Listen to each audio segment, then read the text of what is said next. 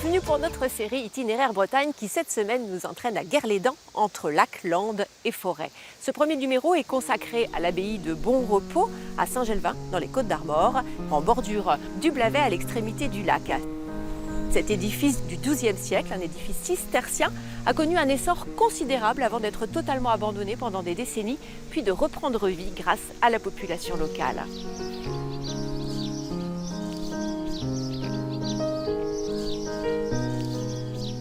Nous sommes accueillis ici par Estelle Salin, qui est la directrice de l'association des compagnons de l'abbaye de Bonrepos qui s'occupe de l'animation des lieux. Alors Estelle, expliquez-moi, il y a une légende en fait à l'origine de cette abbaye. Il faut savoir que la légende raconte qu'après une chasse harassante, le vicomte Alain III de Rohan s'endormit dans cette grande vallée dans laquelle nous sommes.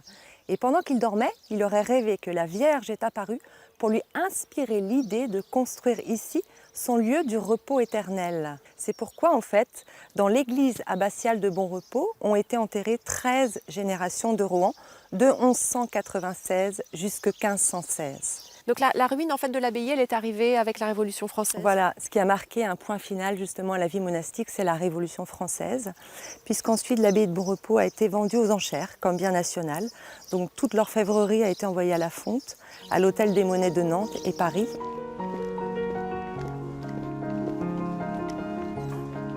Estelle, on est dans le cloître là ici, ce sont les locaux en fait, les gens d'ici qui se sont pris en main pour relever cette abbaye, pour relever l'édifice. D'après la Révolution française, l'abbaye a donc été complètement abandonnée. Donc une vaste forêt avait poussé à l'intérieur du cloître et elle est devenue très rapidement une carrière de pierre en fait. Et ce sont deux pionniers qui régulièrement passaient devant l'abbaye qui se sont dit c'est quand même triste de laisser ça comme ça. Il faut qu'on fasse quelque chose, demain on attaque le chantier. On s'est dit, il faut faire quelque chose pour cette chose-là. C'est notre Saint-Denis breton ici. Tous les ducs ont été enterrés ici. Vous voyez, dans cette abbatiale, 16 vicomtes et ducs de Rohan ont été enterrés. C'est l'histoire de la Bretagne, c'est le Saint-Denis. Très rapidement, ils ont été aidés par des chantiers de jeunes, par des scouts, par l'association Breil-Santel, association de restauration du patrimoine religieux. Et ils ont commencé en fait par débiter tous les arbres qu'il y avait à l'intérieur du cloître. Puis ils ont enlevé plus de 10 camions de terre de l'intérieur du cloître. Et là, ils ont découvert qu'il ne restait plus qu'une arcade à l'intérieur de ce cloître. Et ils ont découvert également le bassin ici de recueillement des eaux pluviales. C'était un chantier énorme en fait, et donc ils ont reconstruit complètement certains des bâtiments. Il y avait certains murs qui penchaient, qu'il a fallu défaire et remonter à l'identique. Et après une étude de faisabilité qui a été réalisée en 89 par l'architecte en chef des monuments historiques, il était possible de restaurer.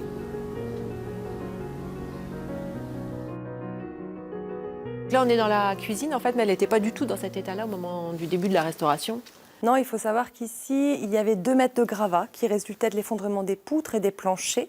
Et qu'ici, ce sont des scouts qui ont tout déblayé, qui ont retrouvé ces grandes dalles de schiste qui sont d'origine pour cette partie-là de la cuisine. Par rapport à la vie monastique, il faut savoir que les moines ne mangeaient pas ici. La cuisine servait uniquement à préparer les repas, puisqu'en fait, les moines mangeaient dans le réfectoire qui est relié à la cuisine par le passe-plat. Donc ici, nous avons l'exemple de cette cheminée au pan de la crémaillère et vous avez la pierre à affûter les couteaux en fait qui se trouve juste ici. D'accord, c'est rigolo ça. Donc ils affûtaient voilà, comme tout à ça. fait. Ils étaient droitiers, donc ils affûtaient comme ceci. Justement, Fabrice Leroy et Bruno Van Wassenaar avaient tourné un reportage en 2014 quand vous avez mis en place les tablettes numériques pour visualiser la vie à l'époque de l'abbaye, à l'époque de sa splendeur. On regarde le reportage.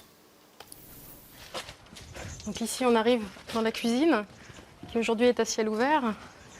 Sur l'écran de la tablette revivent ainsi des pièces et des décors aujourd'hui disparus. Le fruit d'un long et minutieux travail de recherche, l'abbaye ne possédant aucune collection. Donc ici, nous sommes dans la chambre des dames. Donc c'est la reconstitution d'un des appartements privés destinés effectivement aux invités de l'abbaye de Saint-Geniès. On voit bien ici, on retrouve bien les 2 fenêtres qui sont présentes dans la modélisation. Nous nous sommes inspirés pour faire les reconstitutions 3D de documents d'archives, de l'inventaire.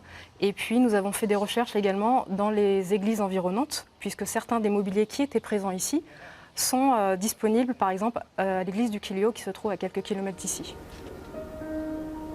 Parallèlement à la restauration, à l'association qui a mené la restauration, il y a aussi une association qui a monté un spectacle, un son et lumière, à la fin des années 80. En effet, en fait, le son et lumière, à travers une fresque historique, en fait, retrace toute l'histoire locale, ainsi que l'histoire de l'abbaye. Et c'est vrai que pour cela aussi, la population s'est beaucoup mobilisée en fait. Sur le plateau, vous avez 350 figurants bénévoles. et également 450 bénévoles qui œuvrent pour que ce son et lumière puisse perdurer. La particularité aussi de ce son et lumière, c'est qu'il est totalement intergénérationnel. Donc vous avez les petits qui ont à peu près 4 ans et vous avez les plus âgés qui ont un peu plus de 80 ans. Grâce à Lina, on a d'ailleurs conservé des images de ce son et lumière. On a des reportages d'hier et d'aujourd'hui. On regarde les reportages.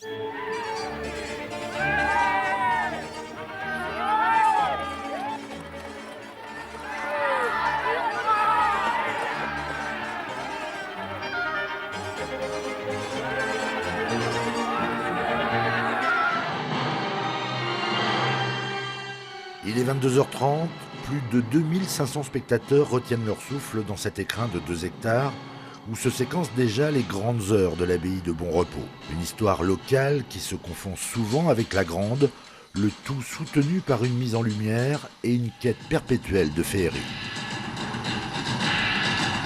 Ça bouge, c'est très spectaculaire, avec les chevaux, les animaux, les enfants aussi qui participent au spectacle, c'est très, très beau.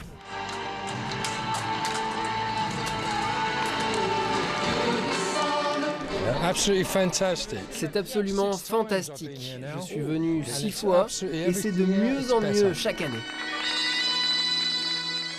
Au final restera le drapeau d'une région aussi insoumise que soudée, symbole d'une Bretagne debout contre la suffisance et le diktat des puissants. Le spectacle fait mouche, on sait désormais pourquoi. Merci beaucoup Estelle de nous avoir accueillis. Au revoir à tous et bien sûr vous pouvez retrouver ces numéros sur le site de France 3 Bretagne.